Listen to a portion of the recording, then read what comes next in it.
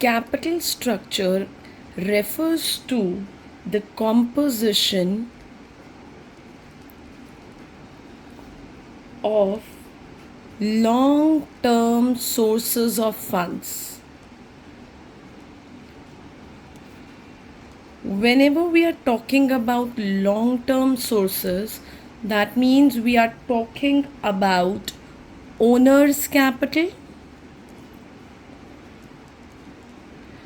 and the borrowed funds. That means हमारी capital structure का मतलब the proportion of owners capital that is equity and debt, मतलब हमने अपना पूरा पैसा कितना इक्विटी से रेस करा है और कितना हमने डेट से रेस करा है. The combination of these two makes our capital structure. Now the question comes कि what is our optimum capital structure. That means मेरे को कितना पैसा इक्विटी से रेस करना चाहिए और कितना पैसा मुझे जो है डेट से रेस करना चाहिए. तो what should be my optimum capital structure. So optimum capital structure is said to be that situation when the proportion of debt and equity results in an increase in the value of equity shares. मतलब समझते हैं इसका. Optimum capital structure हम तब बोलते हैं कि जब मेरा डेट और इक्विटी इस तरीके से मैंने अपने कैपिटल स्ट्रक्चर में लिए हैं जिसकी वजह से मेरी इक्विटी शेयर्स की वैल्यू इंक्रीज़ हो रही है. And we all know equity shares की वैल्यू इंक्रीज होने का मतलब है the earning per share is increasing in the market और there is wealth maximisation in the market. Equity shares की वैल्यू बढ़ रही है मतलब एक शेयर पे जो अर्निंग है वो बढ़ रही है, जिसको हम क्या बोलते थे, wealth maximisation. When this situation arises, हर बार प्रीवियस ईयर से हम कंपेयर करते हैं और उससे हमें लगता है कि मेरी ईपीएस बढ़ रही है due to my capital structure. So at that time I will say that I have a optimum capital structure. Now इसी में ही आगे देखते हैं. There are two factors which is related to capital structure. Let's study about that capital structure factors. Factors related to capital structure. There are two factors on which the capital structure depends. Number one is trading on equity. Number two is capital gearing.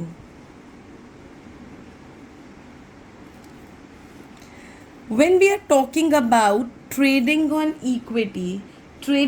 equity is a situation when there is increase in the profit, when there is increase in the profit of equity shareholders due to the presence of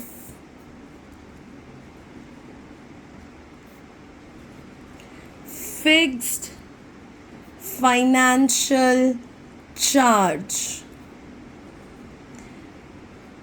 चलो जी इसको समझते हैं. Easy terms में हम बोलें तो trading on equity वो situation होती है जहाँ पर डेट का कंपोनेंट आने की वजह से मेरे शेयर होल्डर्स को फ़ायदा हो रहा है, मतलब मेरा ईपीएस बढ़ रहा है। जितना ज़्यादा डेट का कंपोनेंट मैं ला रही हूँ, जितने ज़्यादा मार्केट में मैं डिबेंचर्स इशू कर रही हूँ, उन डिबेंचर्स को इशू करने की वजह से मेरा ईपीएस जब बढ़ता है तो वो सिचुएशन होती है मेरी ट्रेडिंग ऑन इक्विटी। यही लिखा है, increase in the profit of equity. Increase in the profit of equity मतलब माई ईपीएस इज इंक्रीजिंग। और वो कब बढ़ रहा है? With the presence of fixed financial charge. Fixed financial charge मतलब इंटरेस्ट। और हम इंटरेस्ट किसके ऊपर पे करते हैं? अपने डेट के ऊपर। तो जी हमें समझ आ गया, ट्रेडिंग ऑन इक्विटी का मतलब होता है कि अगर मेरी कैपिटल स्ट्रक्चर में डेट का कंपोनेंट आएगा तो उस डेट के कंपोनेंट के साथ ईपीएस मेरा बढ़ना चाहिए। तो जी मैं बोल दूंगी कि मेरे लिए जो है ये ट्रेडिंग ऑन इक्विटी की सिचुएशन है। ठीक है जी, आ गया समझ। दूसरा फैक्टर देखते हैं, दिस इज कैपिटल गियरिंग। तो ये कैपिटल गियरिंग का मतलब ये होता है कि वो ये बताता है कि कितना प्रपोर्शन इक्विटी का है और कितना प्रपोर्शन मेरा डेट का है इन माय कैपिटल स्ट्रक्चर। मतलब मैं जो अपना पैसा लेकर आ रही हूँ, कितना डेट से ला रही हूँ, कितना इक्विटी से ला रही हूँ, that is your capital gearing. अगर डेट ज़्यादा है इन कंपैरिजन टू इक्विटी तो मैं बोलूँगी जी मेरी कंपनी हाई गियरिंग है। अगर इक्विटी का कंपोनेंट इज़ ज़्यादा इन कंपैरिजन टू डेट तो मैं बोलूँगी मेरी कंपनी जो है लो गियरिंग है। So high gearing means when the proportion of debt is higher in the capital structure. Low gearing means when the proportion of equity is higher in the capital structure. So capital structure कितना optimum है, majorly हम उसको trading on equity situation से देखते हैं कि अगर date का कंपोनेंट आने की वजह से मेरा ईपीएस बढ़ रहा है तो that will be known as a situation of trading on equity. चलते हैं इसको हम एक फॉर्मूला से देखते हैं that how EPS is calculated with respect to the capital structure of the company. देखते हैं अब हम कैसे अपने ऑप्टिमम कैपिटल स्ट्रक्चर को फाइंड आउट कर सकते हैं। This is done with the help of EBIT EPS analysis.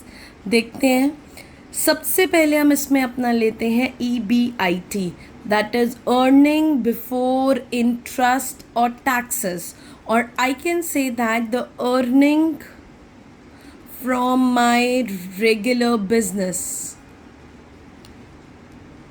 the revenue which is generated from my operating activity is known as my operating profit or my EBIT, revenue from my operating activity।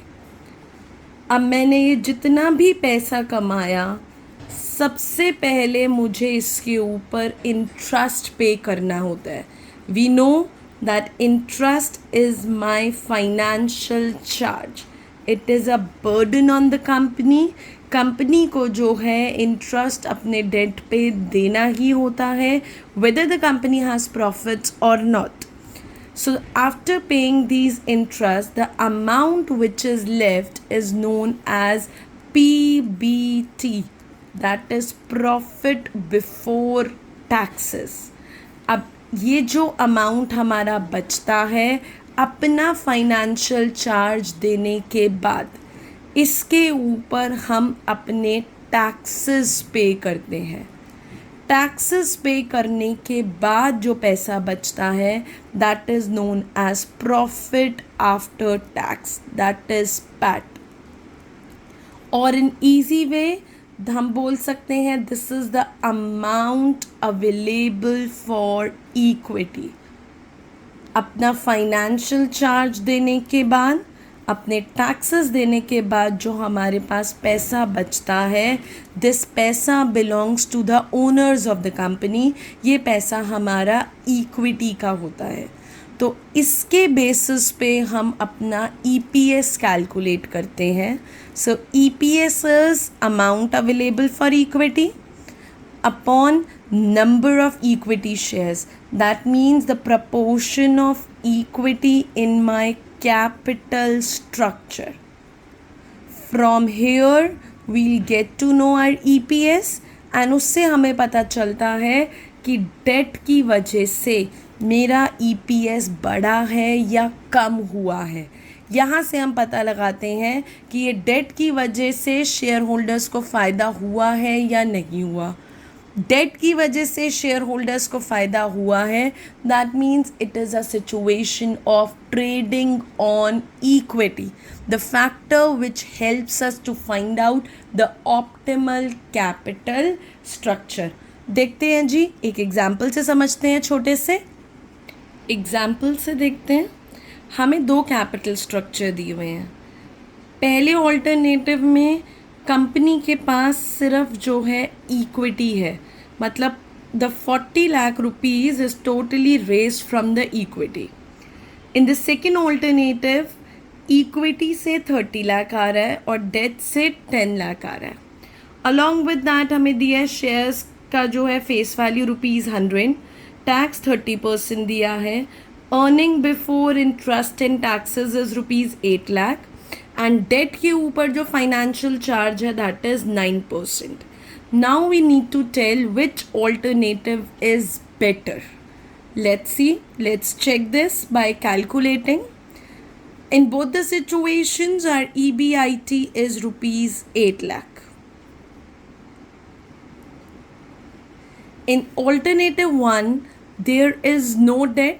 The total money we are raising from equity only. So in this case, there will be no interest. But alternative 2 की बात करते हैं, from debt we are raising ₹10 lakh. So in that case we have to pay interest on these debentures. So यहाँ पर 10 लाख के हमारे पास debentures हैं, उसका हमारा rate is 9%. So the interest which we are paying on the debt is 9% of ₹10 lakh, which comes out to be ₹90,000. तो यहाँ से हमारा सिचुएशन 1 में, ऑल्टरनेटिव 1 में पीबीटी तो सेम आ गया 8 लाख। ऑल्टरनेटिव 2 में हमारा पीबीटी बचा 7,10,000। अब इसके ऊपर we need to calculate the taxes. Taxes is 30%. The rate of tax is 30%. So 8 lakh का 30% comes out to be 2,40,000. Similarly, in alternative 2, the 30% of 7,10,000 comes out to be 2,13,000. This taxes are calculated on PBT. हम जो tax calculate करते हैं ये हम PBT के ऊपर calculate करते हैं। तो 8 लाख का 30% कम्स आउट टू बी 240. तो हमारे पास profit after tax in situation 1 is 5,60,000. ये सेकेंड सिचुएशन में this left out to be 4,97,000. Now we need to calculate EPS in both the situation. हमने EPS का फॉर्मूला देखा था, जितना भी अमाउंट अवेलेबल फॉर इक्विटी था upon number of equity shares. Situation 1 alternative 1 की बात करते हैं. In this situation the amount available for equity is 5,60,000. Number of equity की बात करते हैं. हमारी इस केस में इक्विटी कितनी है? ₹40 lakh. The face value of 1 equity is ₹100. तो 40 लाख को 100 से डिवाइड करा वहाँ से हमारे पास नंबर ऑफ शेयर्स आ गए। तो नंबर ऑफ शेयर्स आ गए पहली सिचुएशन में 40,000।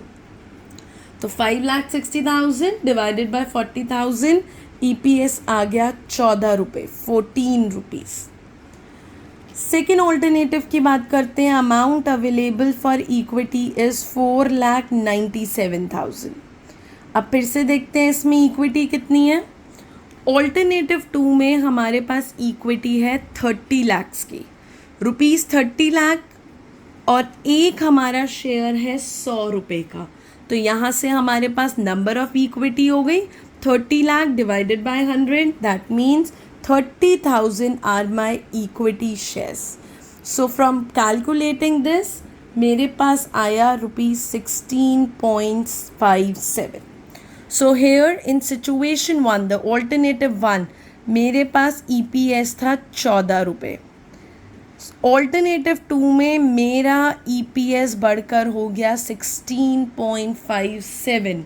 तो दैट मीन्स मैं यहाँ पे ये बोल सकती हूँ कि company is taking the advantage of trading on equity